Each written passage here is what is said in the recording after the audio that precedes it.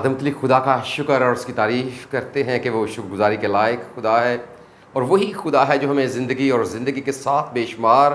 نعمتیں، برکتیں اور بخشیں دینے کے ساتھ ساتھ ہماری زندگی میں ایسے اوقات بھی لے کر آتا ہے جب ہم خدا کے پاک کلام کی سچائیوں کو مل کر سیکھ سکتے ہیں۔ ایک ایسا ہی وقت آج ایک بار پھر ہم سب کی زندگی میں ملا ہے، سو اس بات کے لیے ہم قادم مطلق خدا کے نام کو جلال دیتے ہیں۔ عزیزو، بطور مسیحی ہم سب اس بات سے بخوبی واقف ہیں کہ جب ہم اپنی روزمرہ عبادات میں اپنے مسیحی ہونے کا اقرار کرتے ہیں، رسولوں کے عقیدے کے مطابق، یا جو لفظ اس میں موجود ہیں اس کے ابتدائی لفظ یقیناً ہمارے لیے بڑے قابل غور ہیں، کیونکہ وہ ہمارے ایمان کی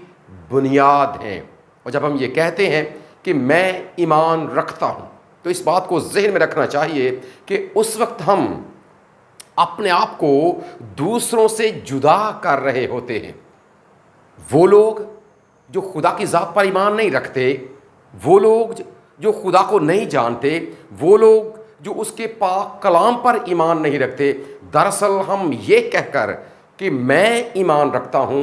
اپنے آپ کو ان سے الگ کر رہے ہوتے ہیں، ان سے جدا کر رہے ہوتے ہیں، اور اس بات کا برملا اقرار اور اظہار کر رہے ہوتے ہیں کہ میں ذاتی طور پر، چونکہ یہاں پر صیغہ واحد استعمال ہم کرتے ہیں، میں کا لفظ استعمال کرتے ہیں، ہم اپنے باپ، اپنی ماں، اپنے بھائی، اپنی بہن، اپنے شوہر، اپنی بیوی، اپنے بیٹے، اپنی بیٹی، یا اپنے کسی عزیز رشتہ دار یا دوست کو اپنے ساتھ نہیں ملاتے۔ ہاں، ہم مل کر ضرور اس بات کا اقرار کرتے ہیں، لیکن ہم شخصی طور پر اس بات کا اعلان اور اقرار کرتے ہیں کہ میں ایمان رکھتا ہوں۔ سو یہ باتیں بڑی قابل غور ہیں، اور چونکہ یہ ہمارے مسیحی ایمان کی بنیاد ہیں، اس لیے ان کے بارے میں سیکھنا،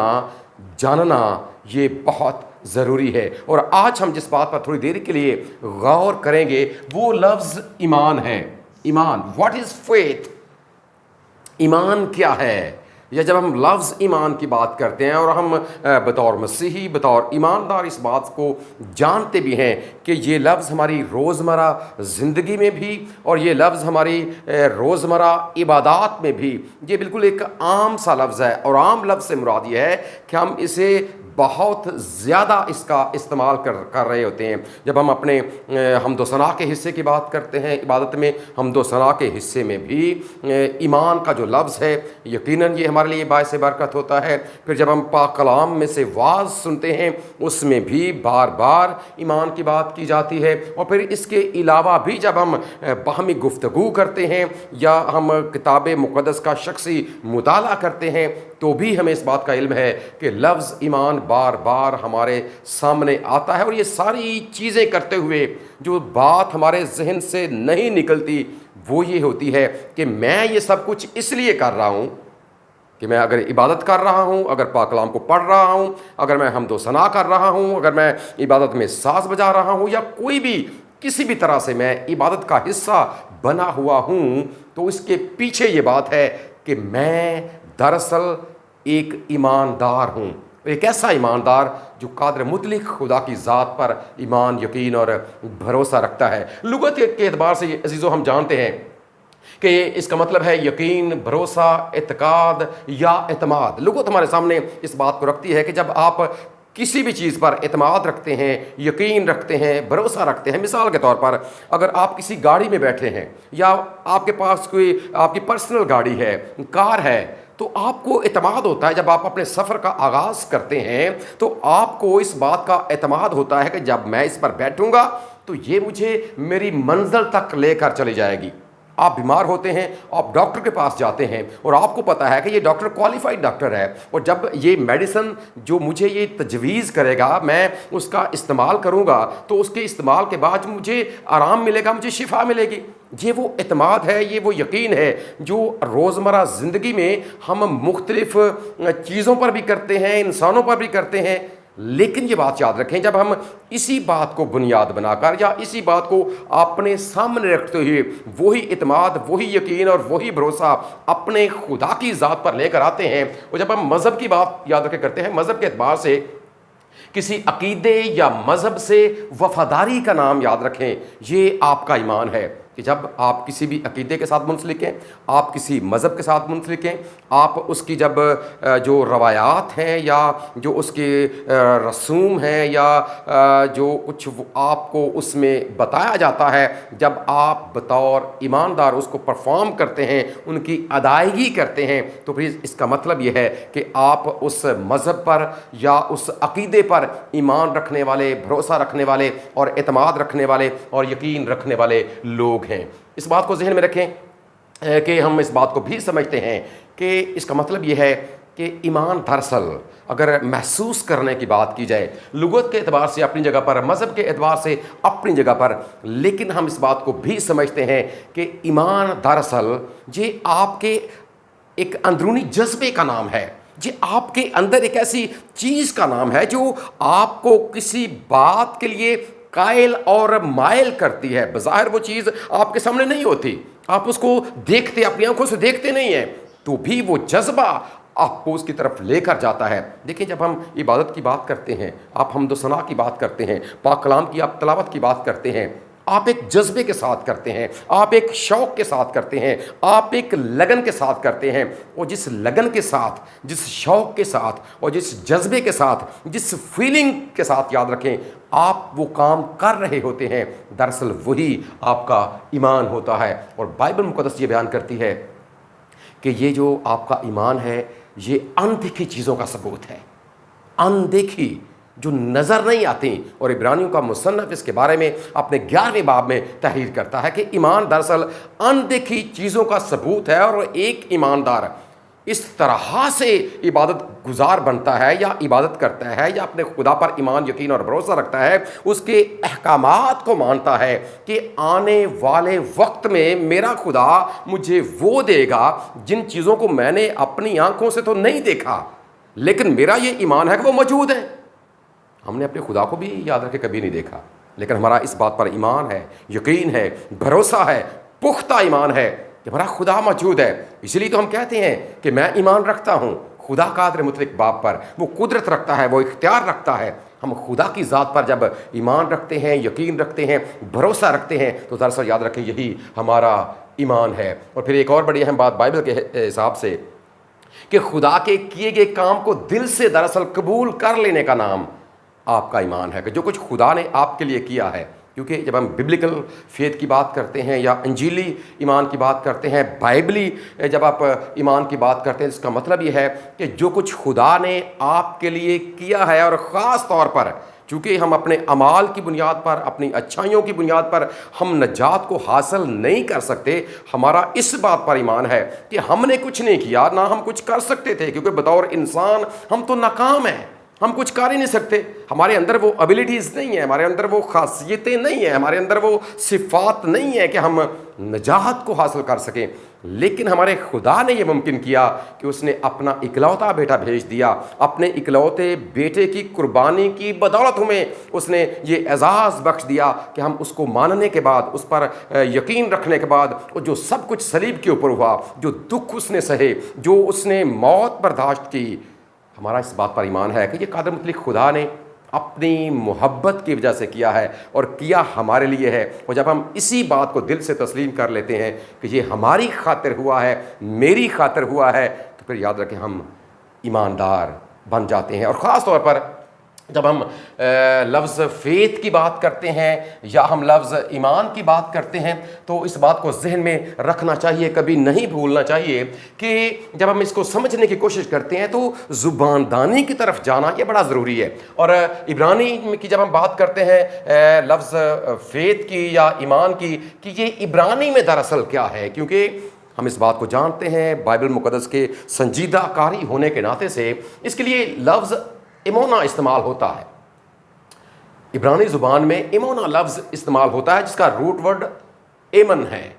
اور یاد رکھیں اسی سے اردو لفظ امن بھی ہے۔ جب ہم اس لفظ کی بات کرتے ہیں تو اس کے روٹ میں یا اس کی جڑ میں 3 عبرانی لفظ ہیں، ان میں ایک الف ہے، ایک میم ہے اور ایک نون ہے۔ اور ہم اس بات کو پہلے کئی بار سمجھ بھی چکے ہیں، جان بھی چکے ہیں، پڑھ بھی چکے ہیں کہ جو عبرانی زبان ہے اس کا الف ایک حجابی ہے اور یہ ایک مکمل لفظ بھی ہے۔ میم اس کا ایک ہجا بھی ہے اور ایک مکمل لفظ بھی ہے، نون ایک ہجا بھی ہے اور ایک مکمل لفظ بھی ہے، یعنی کہ جتنے جو 22 ہجے ہیں، جو سپیلنگ ہیں عبرانی زبان کے، وہ اپنی جگہ پر سپیلنگ بھی ہیں، وہ اپنی جگہ پر ہجے بھی ہیں اپنی زبان کے، لیکن اس کے ساتھ وہ ایک مکمل لفظ بھی ہیں اور ان کی ایک علامت بھی ہے اور ان کا ایک میننگ بھی ہے، مطلب بھی ہے۔ جس طرح الف ہے، اس کا جو علامت ہے وہ بیل ہے اور اس کا جو مطلب ہے وہ طاقت ہے۔ میم ایک ہجا بھی ہے اور اس کا جو علامت ہے وہ پانی کی لہریں ہیں، چلتا ہوا پانی ہے، اور اس کا مطلب زندگی ہے، یعنی کہ جو اس کا میننگ ہے وہ زندگی کے طور پر ہم لیتے ہیں۔ اور جب ہم نون کی بات کرتے ہیں تو یہ تیرتی ہوئی مچھلی،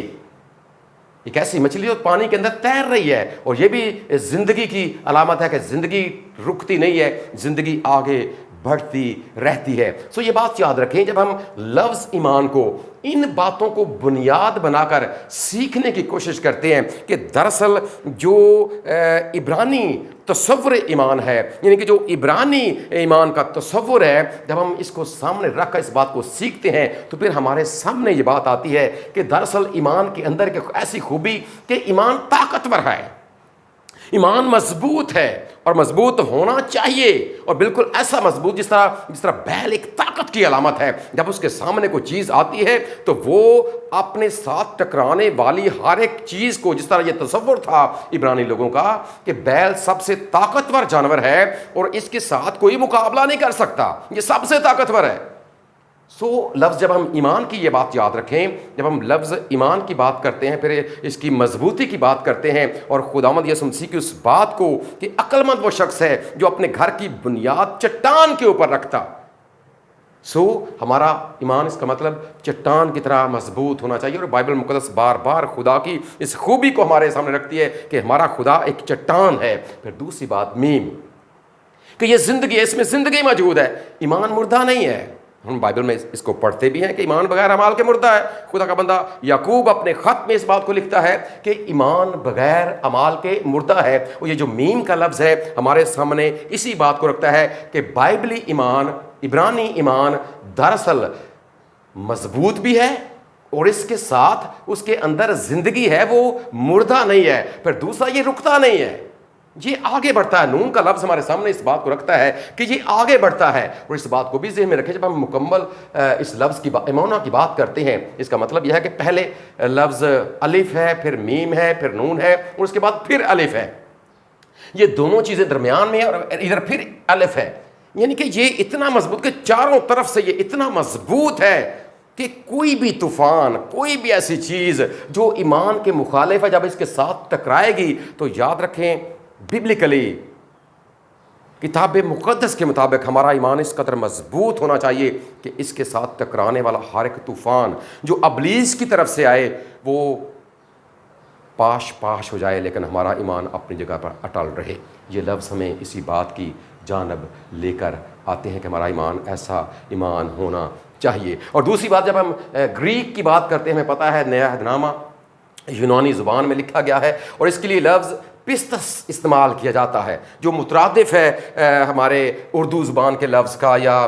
جو عبرانی میں اس کے لیے ایمونا لفظ استعمال ہوتا ہے، اس کے لیے جو یونانی لفظ ہے وہ ہے پستس۔ اور اس کا مطلب، اس کے اندر جو مفہوم پایا جاتا ہے، یاد رکھیں جب ہم یونانی زبان دانی میں لفظ ایمان کو پڑھتے ہیں تو اس کا مطلب ہے اپنی ذات کا، ظاہر سی بات ہے اس کا لفظی مطلب تو وہی ہے، یعنی کہ بھروسہ رکھنا، اعتقاد رکھنا، یقین رکھنا اور کسی کے اوپر انحصار کرنا، لیکن اس میں جو اہم عنصر پایا جاتا ہے وہ یہ ہے کہ اپنی ذات کا بھروسہ کسی اور میں منتقل کر دینا،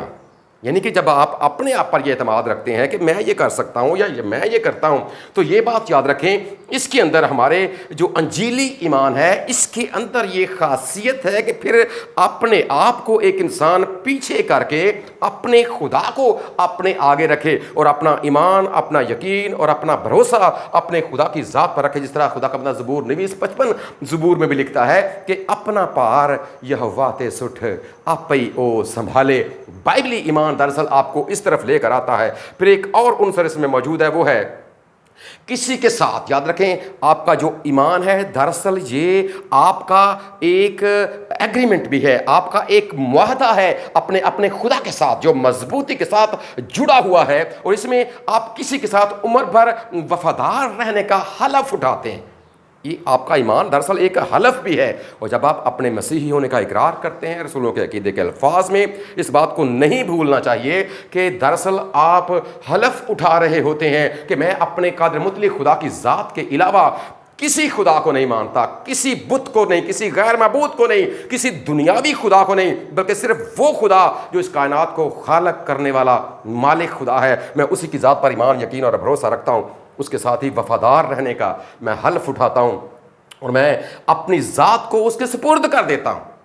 सबसे अहम बात कि अपनी ज़ात को अपने खुदा के साथ उसके सुपुर्द कर देना, ये ईमान की बेहतरीन हालत है। और यही अजीज़ो बात आज मेरे और आपके सामने भी है। ज़रा ज़रूर अपने ईमान का भी असर नौ जायज़ा ले लें। क्या वाकई आपका ईमान बाइबली है? क्या वाकई आपका ईमान किताब मुक़द्दस के मुताबिक है? क्या वाकई ये मजबूत है? क्या वाकई ये आपने अपने आप को खुदा के सुपुर्द कर रखा है? आप पीछे हैं और आपका खुदा आपके आगे है, और खुदा ने जो कुछ आपके लिए किया है, उसके अपने इकलौते बेटे की बदौलत जो मोहब्बत उसने दिखाई है, क्या वाकई आप उसकी ज़ात पर ईमान, यकीन और भरोसा रखते हैं? क्या वाकई आपका ईमान इस बात पर है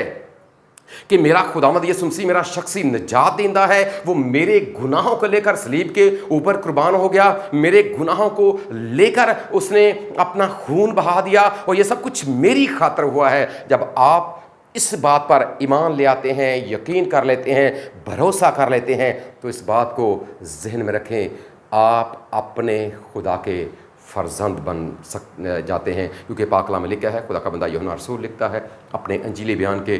पहले बाब की 12वीं आयत में कि जितनों ने उसे यानी खुदावंद यीशु मसीह को कबूल किया, उसने उन्हें खुदा के फर्जंद बनने का हक बख्शा। आपका बाइबली ईमान आपको यही एजाज़ देता है कि आप कादिर मुतलक खुदा के हकीकी फर्जंद बन जाते हैं। हमारा खुदा इस पैगाम के वसीले से हम सबको बरकत बख्शे। आमीन।